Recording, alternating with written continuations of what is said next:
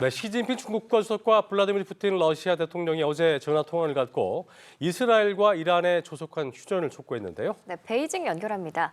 배삼진 특파원. 네, 베이징입니다. 자, 두 정상이 미국한테도 자제를 촉구했다면서요. 네, 시진핑 주석과 푸틴 대통령은 약 1시간가량 전화 통화를 하고 중동 정세를 논의했습니다. 시 주석은 휴전과 민간인 보호, 대화 재개, 강대국의 개입 자제 등을 촉구했고요. 푸틴 대통령은 이스라엘이 이란의 핵시설을 공격한 것은 매우 위험하다고 지적했습니다.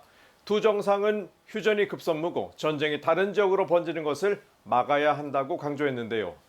중국은 이스라엘과 이란의 무력 충돌 속에서 이란을 선제 공격한 이스라엘을 강하게 비판하고 있습니다.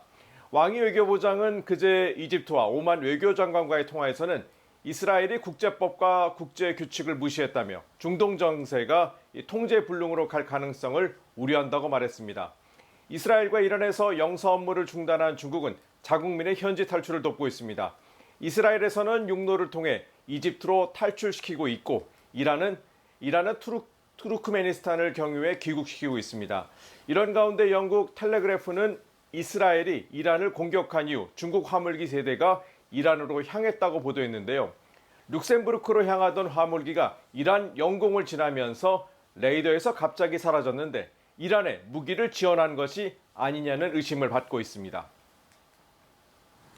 네, 이번 주 G7 정상회의 기간 시진핑 주석은 중앙아시아 5개국 정상과 만나며 우군 만들기에 공을 들였는데 트럼프 대통령이 중국과 러시아의 G7 참여를 언급했죠. 네, 도널드 트럼프 미국 대통령은 중국의 주요 7개국 회의체 참여에 반대하지 않는다고 밝혔습니다.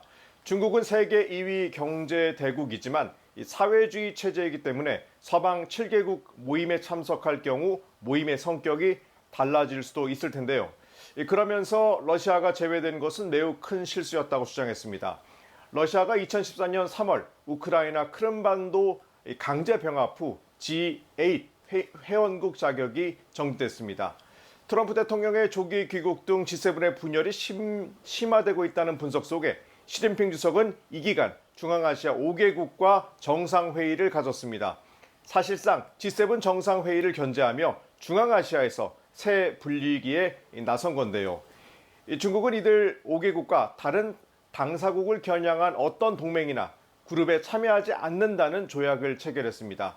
즉, 다른 동맹을 맺지 않겠다는 내용의 영구 설린 우호 협력 조약을 체결한 겁니다. 峰会重要成果之一是签署了永久睦邻友好合作条约，树立了六国关系史上新的里程碑，也成为中国周边外交的创举。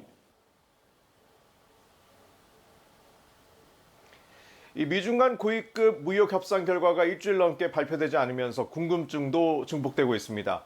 전문가들은 취약한 양국 간 균형을 드러내고 세계 경제의 불확실성을 키우고 있다고 지적했는데요. 미중 간 히토류 수출 통제 해제 합의에도 중국은 군사용 히토류 등은 여전히 통제하고 있습니다. 중국이 심사를 가속화했다고 하지만 일부는 여전히 더딘 상황입니다. 产供链的稳定与安全，依法依规不断加快对稀土相关出口许可申请的审查。 자, 한국은 본격적인 장마가 시작된 모습인데 중국은 내륙까지 폭우가 확산을 하면서 피해가 커지는 모습이라고요. 네, 1호 태풍 우디비 지나간 광둥성의 경우 100년 만에 홍수가 발생했다고 중국 관영 매체들이 전했습니다. 이 태풍과 폭우에 따른 재해로 18만 3천 명이 피해를 입었는데요. 제방이 무너지는가 하면 정전과 단수 등의 피해도 잇따랐습니다. 자, 이 비구름대는 북상하면서 내륙 곳곳에 큰 비를 뿌리고 있습니다.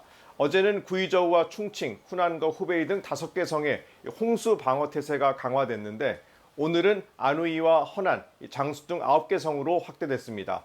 중국 SNS에 올라온 영상을 보면 도시나 마을 전체가 흙탕물 천지로 변한 것을 볼 수 있습니다. 양쯔강과 하어이, 항하 일부에서도 최대 500mm의 비가 내릴 것으로 예보됐습니다. 중국 곳곳은 지난달부터 이 폭우가 이어지면서 산사태 등 2차 피해가 속출하고 있는데요. 안후이와 허난, 후베이 등은 산사태 발생 경보가 격상됐습니다. 중국은 하천 관리가 쉽지 않은 지형이어서 폭우가 내리면 피해가 큽니다. 이번 여름도 기상이변이 빈번할 것으로 예상되면서 긴장감은 어느 때보다 높아지고 있습니다. 네, 한편 중국 저장성에서 흉기에 수십 번 찔린 여성이 기적적으로 목숨을 구한 게 뒤늦게 알려졌는데요. 그 밖에 중국 소식도 전해주시죠. 네, 지난달 22일 발생한 사건입니다. 저장성 항저우 쇼핑몰 주차장에서 납치된 여성이 괴한이 휘두른 흉기에 수십 차례 찔렸지만 목숨을 구할 수 있었습니다. 가슴 수술을 하면서 넣은 실리콘 보형물 덕분에 치명상을 피했다는 건데요. 이 여성을 찌른 괴한이 스스로 목숨을 끊으면서 사건은 종결됐습니다. 학업 스트레스에 시달린 중국 중고등학생들의 온라인 고발 프로젝트가 중국 내에서 파장을 일으키고 있습니다. 미국 자유아시아 방송에 따르면 중국 내 4천여 개 학교 자료가 수집돼 실시간으로 온라인으로 공개가 되고 있습니다. 교명과 성적 등급, 등하교 시간, 주당 학습 시간, 월별 휴일 일수, 학교 내 극단 선택 사례까지 데이터에 반영되고 있습니다. 이 프로젝트가 시작된 후 중국 정부는 주말 휴업제도 도입 확대 등 실제 정책 변화에도 나선 것으로 전해졌습니다. 보시라이 전 충칭시 당서기의 아들 보가가가 최근 아버지를 직접 언급하면서 중화권에서 주목을 받고 있습니다. 보가가가 X계정에 보시라이의 낙마 후 14년간 보상을 받았고 보시라이의 그림자가 드리운 따뜻한 품을 누릴 자신이 생겼다고 언급했는데요. 그러면서 보시라이 품에 안긴 어릴 적 사진도 공개했습니다. 이 보가가는 지난해 대만 여성과 결혼한 이후 시주석과 보시라이 불화설에 대해 직접 해명하는 등 목소리를 내고 있습니다. 지금까지 베이징에서 차이나워치였습니다.